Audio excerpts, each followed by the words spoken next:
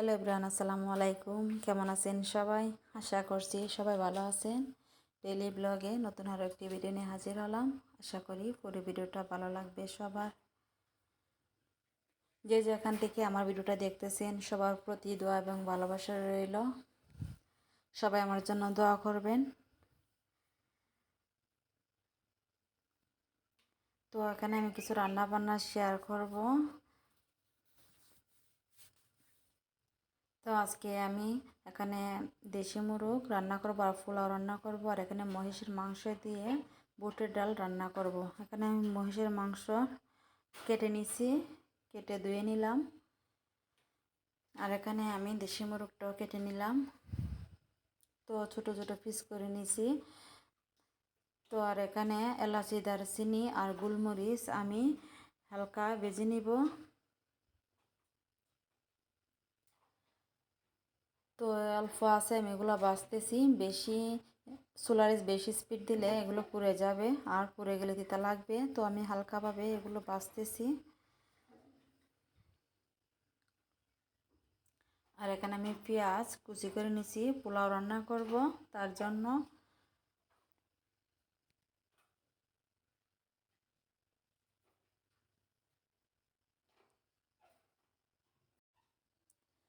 তো এখানে আমার এলাচি দারচিনিগুলো অনেক মচমচে হয়ে গেছে। এখন আমি শিলপাটায় এগুলো বেটে নিব।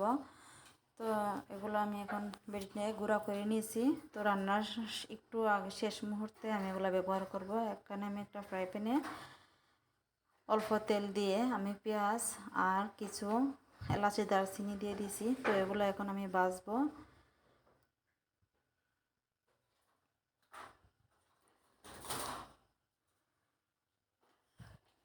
তো এগুলো এখন লাল করার শেষ মুহূর্তে আমি এখন পোলাও চালগুলো ভেজে নিব।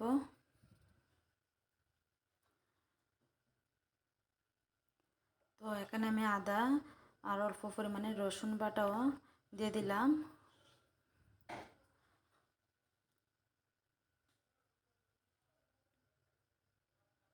আর আমি এখানে আরেকটা কড়াইতে যে মোরগটা রান্না করব, তো এখানে তেল আর পেঁয়াজ অল্প পরিমাণে তেল দিলাম। তো তেল দিয়ে আমি ভাজতেছি।